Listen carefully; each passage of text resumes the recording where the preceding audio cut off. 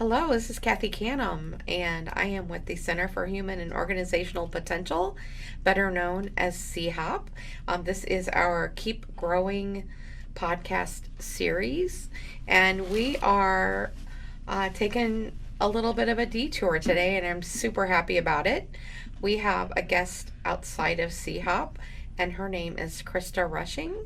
She works in financial affairs. I'm going to let her tell a little bit more about herself in a second. But we are going to talk to her a little bit about what I believe is a pretty inspirational story, and I think it will be for you as well. And while I say that, I would love to get others from SIU in here to sit down and have a very casual talk to maybe tell your story, because everybody has one. And regardless, I think that they can be inspirational for others. So that's a really big part of why I asked Krista to be here, and she is extremely brave and is willing to sit here and have a little conversation with me. So Krista, do you mind introducing yourself just a hair more than what I already did? Like you said, I work in financial affairs. I deal with mostly, I would say 99.9% of my job is travel. So anyone that goes on travel, Managing the travel, right? Not, you don't actually get to go travel. No, I never That's get the to travel, bummer here. Unfortunately, I see people go to Singapore and Hawaii and Europe, and here I'm sitting, at the desk looking at the pictures, crying. No, but no, I enter them. I make sure all the stuff is in the envelope, and then I enter them all. Make sure that everybody's, everything's up to code, because the government does come in and look at our files. Yep. So. Yep. We all have fun. to answer to somebody. They so do. You would they too. do. If I do. Yep. I do, and I love it. I wouldn't. I don't want any other job. I love doing travel. That's fantastic. Yeah. Yeah. Thank goodness, because you know what? I would not love it. Well, once you get to it, it's so detailed. You have to get into the details, and you have to read what's there. So you're constantly busy. There isn't any downtime. I mean, there's downtime to entering stuff. You can't enter on certain days. But other than that, I've always got it coming in. Like right now, I probably got 60 of it over there. Oh, wow. Yeah. Yeah. 60 to 70 travelers that I got to do. Bless you for doing it. Well, thank you. And I see it in your face that you really dig it. I love that. I love that. Yeah. I do. I never thought I would. And then when he first started, Stevie, my boss, started showing it to me. He was like, okay, if you have any questions, I always go to his office. I'm like, I know this is a dumb question. He goes, no dumb questions. And I'll be like, really? Is this supposed to be like this? He goes, ha ha. Yeah, that was a dumb question. No. And he'll start laughing at me. Yeah. But he's always, door open. Good. Always helps me. That's great. So I love him. Well, shout out to Stevie. That's right. I know him as well, and I think he seems He's like a great guy. He's an amazing human being. Yeah. I love working awesome. for him. Yeah. Well, maybe we need to get him in here. I think you do, but I'm not sure if you would. Stevie, we know you're listening. I'm coming for you. That's right. Get in here. All right. So let's face it, the big topic here that kind of intrigued me when I had a wonderful conversation with you about it was you are a cancer survivor. Yep, 3-time survivor. 3 times. I know you read some of my questions, and that first one maybe hit a nerve, for lack of a better word. But I'm going to go ahead and read it to you. It's okay. And I asked, can you take us back to the moment you first heard your diagnosis, and what do you remember most about that time? Sorry. Immediately.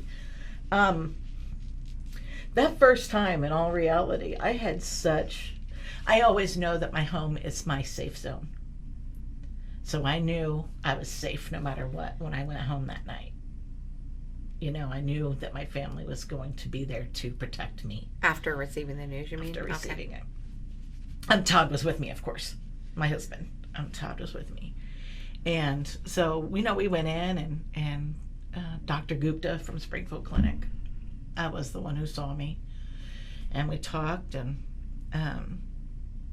I had a lump pop out on my neck, and the doctors told me it was just like a tooth something. And they gave me some medicine. They thought it was an impacted tooth or something. Mm-hmm. So for 3 weeks, I'm thinking, this medicine isn't working. Why isn't this going down? It's getting bigger. She said, well, let's do a scan. So we did a scan, and they put me in, and the doctor did a biopsy. And I knew that day that he did the biopsy because 3 doctors walked in the room, and one turned around and shook her head. And I was almost stage 4. And I had no other symptoms. None. Wasn't tired, wasn't nauseous, wasn't anything. The only thing that let me know what happened was that popped out on my neck. And it was non-Hodgkin's lymphoma.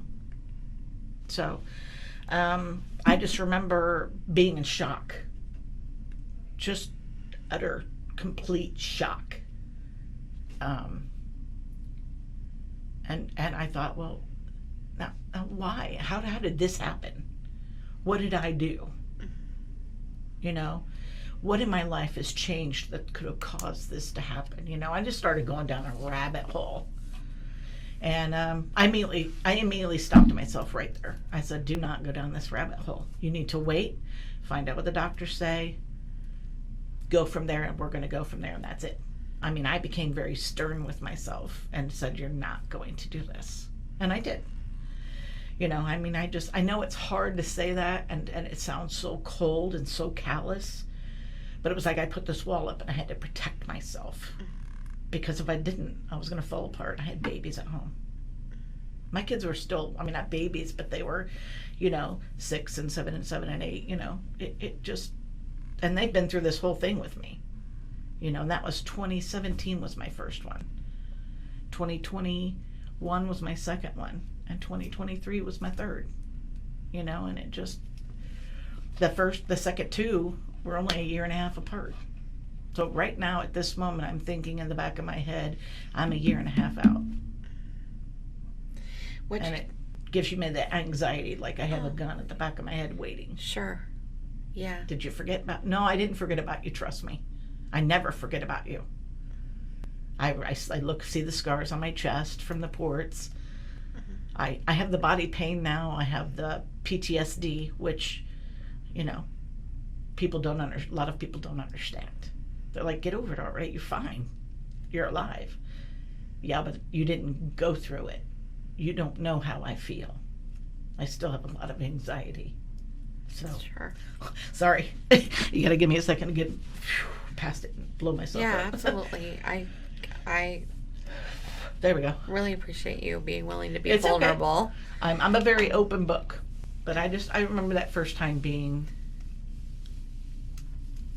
scared of the unknown. That was the unknown moment.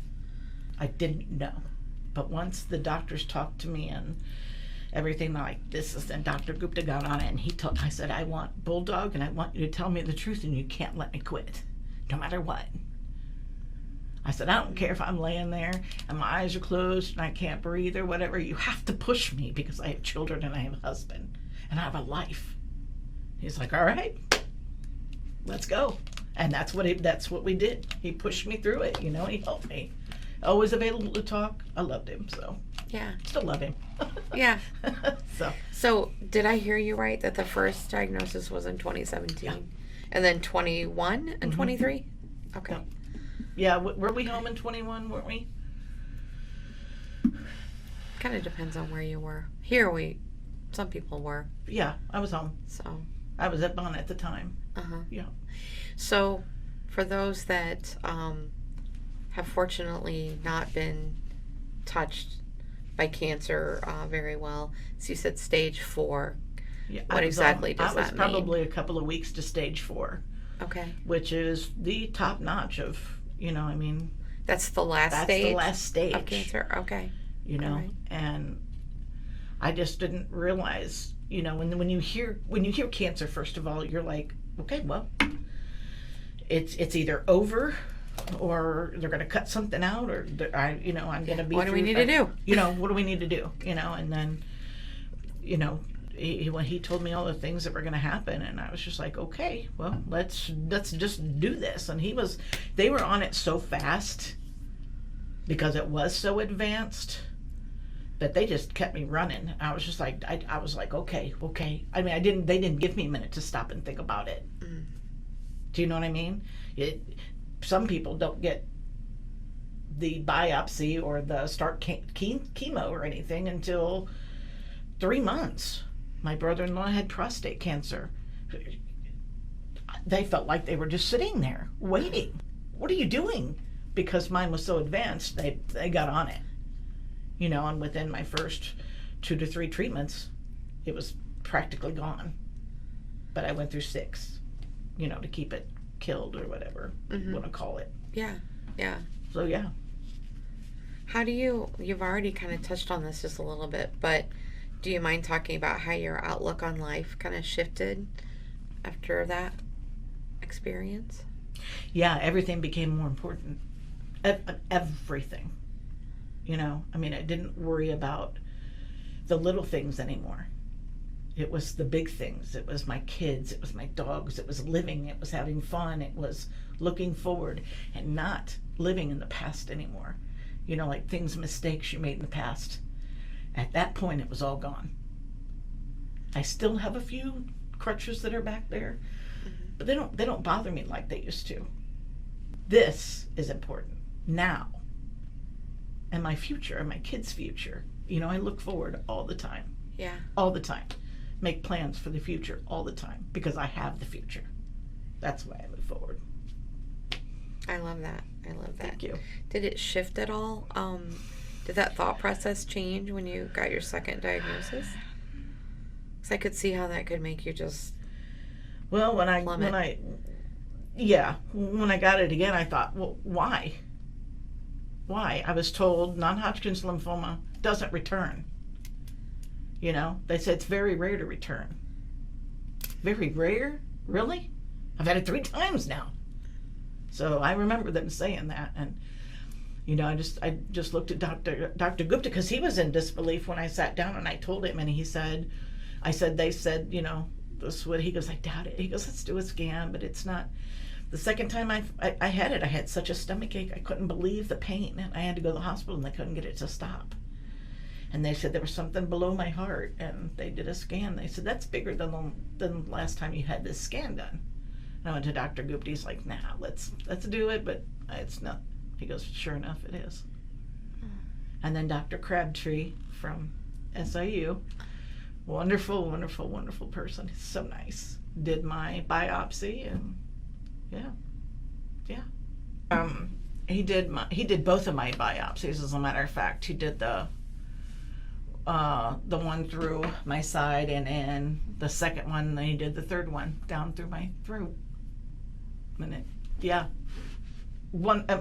he's so kind, and you know, just answered every single question. Me and my sister, because my sister was with me. Oh Lord, she just kept asking questions. But I mean, if it weren't for my sister, there would have been some things I wouldn't, because when you're in there, it is important to take somebody with you, or turn your phone on and record everything, because you don't remember anything they're saying. You don't hear anything. Good advice. You really don't hear anything. You do, but you don't, because you're like, okay, get to the part where you're telling me what we're going to do, because I need to know now. Yeah. You know, they want to tell you all this and say this and this, and oh, this is what your chart looks like, and I'm like, I just want to hear what we're going to do. Let's just move forward. Let's just tell me, it's going to be okay, and you know. Yeah. So you're moving along, and 2023 comes along, and bam, a third diagnosis, and you didn't even anticipate a second. So it's back. What was that like? How did you stay upright? Did you stay upright? No, I didn't. No, I lost it. Was that one even harder? Yes. Okay. I can imagine. Lost it. I lost my ability to walk. I lost my ability to talk. I just broke down. Stevie got in his car and took me home. Oh. Yep. That's what kind of boss I have. Yeah. Another shout out to Stevie. I know, he's pretty amazing. Good guy. He's an amazing person. Yeah. So yeah. Yeah. So you found out at work? At work. Oh. gosh. Yeah. They like called you with results from something? Yeah, from my biopsy, and I thought it was like, it was all clear because I had been told it was all clear, and it wasn't. Mm-hmm. So I found out at work because I thought I was okay. I thought I got the all clear, and then someone called me and said, "No, you're not clear. You have cancer again." And I was just like, I remember exactly where I was at. I was on the third stair of the stairwell. Oh. And I just remember staring at the wall. And I just went back to my desk, and I called my husband, and I said, it's cancer. And I just let go. And between Stevie and one of the girls across the hall, she came in and she's like, "What?" And I was just like, "Cancer." And I don't remember anything else. I don't remember anything. I blacked out completely. Stevie took me home. Todd was there working from home that day, and I just fell in his arms and we just cried. But I mean, what are you gonna do? Mm-hmm. I'm not gonna give up. So I got my good cry out me. I kicked myself in the rear and I got back up. You have to stay positive. That's the one thing I tell everyone. Please stay positive. Find something in every single day that you will find happiness in. Something. Doesn't matter how small it is. It matters. So sorry. Yes, it still sits with me. But I have a lot of strong days, Yeah. There are days I walk around like, and you have to, because if you let it marry you down, whatever, bury you, then you're going to be stuck in this hole. You have to get yourself out of it. You have to find something. Call somebody. Find a friend because everyone has that one. Go to that person. Find them. They're going to listen. I was in luck that the first time it happened, I had my friend Teresa that I worked with. She just, oh my God, she just grabbed the reins and let's go. We went and had a drink that night. And she just let me talk, and, she was just there. Mm-hmm. Came to my chemos and sat with me during her lunch. It's the little things that people do that matter. Right. And that's why I try to do the same thing for other people. There is something good in every day, even if it's just a smile to somebody that looks like they're just in the worst mood in the world. Smile at them. You don't know what that meant. You don't. Yeah. You have no idea. So, sorry, I could babble on forever. I want you to. I think that's, I'm just love hearing this. It's so inspirational. Sorry, I'm kind of trying to get myself together. Sorry. Just in us kind of winding down, maybe. We both established that we're talkers, so we might wind down, we might not wind down. We are talkers. Just okay. Put your seatbelt on. I think you've alluded to this already a little bit, but for our listeners, what brings you the most joy now? My kids and my dogs. My husband. That's my I thought you were going to leave the husband out. Oh, no. My kids and my dogs. My husband, my kids, my dogs. They just, Your support. My kids are a hoot to begin with. So, and Todd, he has the worst dad jokes, but he can find me in the worst mood and say something so stupid.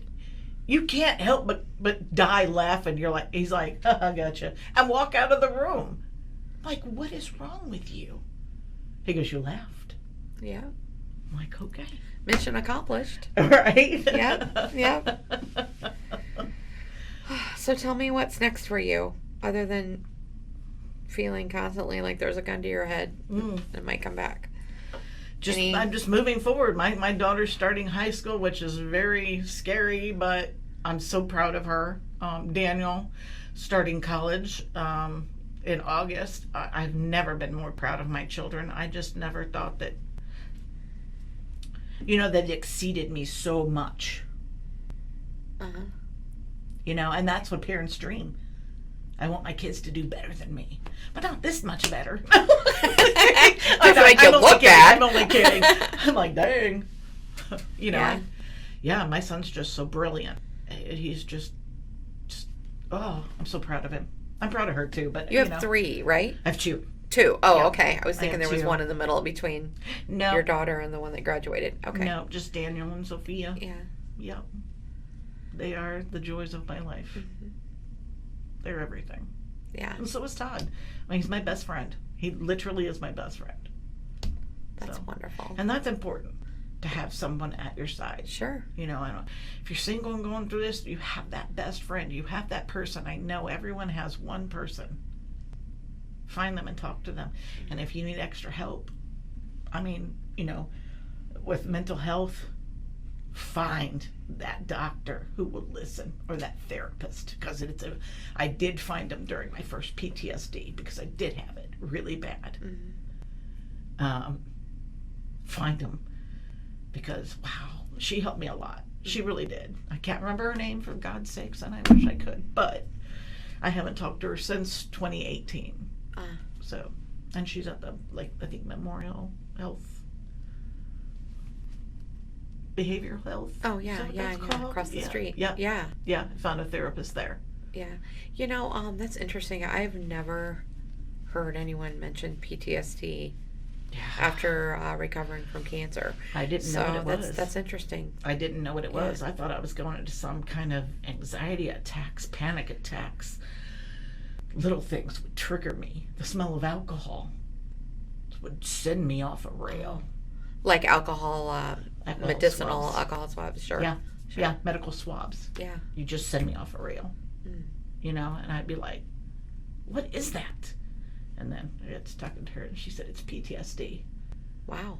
You know, and there'll be times, you know, it'll just trigger itself for no reason. And it's a smell, it's a sound, it's an action, you have no control. But you just got to learn how to deal with them. You know, and talk yourself out of them. You're fine. You didn't do anything. You're here. You're not going anywhere. You know, that's what I know it's not the reality for a lot of patients, you know. I mean, I've lost my stepmom and too many friends to count. Yeah. And I have the guilt for it. Oh, sure. I feel such guilt. Like, why are you a survivor? Right. Why did I survive? Yeah. Because God has a plan for me. Right. Yeah. He didn't give me my children and the love of my life and the friends that I have just to take me away. He didn't do that. And I have all the faith in that. Yeah. Yeah. So I keep thinking I want to summarize as we wrap up, and I don't know. This is like bigger than me, and I'm a lady that likes her words, but I don't feel like anything I would summarize just simplifies it. So I'll start with telling you thank you for being willing. You're I know very welcome. Your email back to me was something about, well, my nerves are telling me to run the other way, but I'm not going to listen. No, and I kicked him to the curb. You can just imagine my delight when I got your response. And I'm like, Todd talked me into it. She's going to do it. I mean, he said, go for it. Don't be afraid. Well, go. shout out to Todd, too. There We're you doing go. all kinds of shout outs today. I'm so appreciative because if our stories can make an impression on anyone, then I hope. I think that's a really good thing. And I'm willing to talk to anyone. It's not, you know, my door's open to talk. If anybody should need, you know, an experienced talk, if you're scared, you know, it's okay. Okay. So that's wonderful. Yeah. I can't say I won't cry. I didn't think I would today, but it's all right. It's a lot. If we were doing like a documentary, the cameras would have just zoomed right in on you. You know, they always go for the person crying, like, oh, good TV, good TV. I can feel it. So, and we both already established the fact that we're glad there's no cameras in here. Amen. I don't need no cameras. So, again, thank you so much for being here. I really enjoyed talking to you. I really enjoyed hearing your story. You made a massive impression on me. I feel like I try really hard to be in the moment. I try very hard to be cognizant of letting people know how important they are to me, but I don't think we can hear it enough from others, and continue to get a kick in the butt to do those things. So Yep. I'm really grateful to you Thank for you that. I thank and you for having cannot thank you enough for your vulnerability, because that's hard, and I know that this is going to be fantastic for everyone that listens to it. So I hope so. um, I hope it helps somebody that's lost, and can't find their way out of it, because it's whether it be scary. cancer or not. Right. It's scary, and mental health is important too. And I always say that. Absolutely. If you feel like you need somebody, please find that person. Yeah, it's important. Yes, definitely. Well, we will wrap up. Okay. Unless you have anything else you want to throw I out there? don't. Okay. All right. Thank you so much for having me. Thanks for Appreciate being it. here. Thank you so much for listening. As always, I would love comments about what we just talked about. Any comments that you want to throw in there about anyone else that, any other topics that you'd like to hear about. I love to get additional ideas, and subscribe. Hoping by the time this one hits the airwaves that we are putting these out regularly, and so we'd love to have you subscribe and let us know you're out there and that you want to hear them. So I hope that you have a great day, and I appreciate you listening.